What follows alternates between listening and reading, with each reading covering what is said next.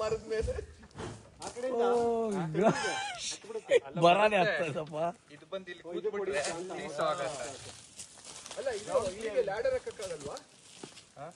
ಇಲ್ಲಿಗೆ ಲ್ಯಾಡರ್ ಹಾಕ್ಬೋದು. ಅವ್ರು ಬರುತ್ತಾರೆ, ನಾವು ನಿಮಗ್ ಬಾಯಿಗೆ ಬರೆಸ್ತಾರೆ ಇವಾಗ.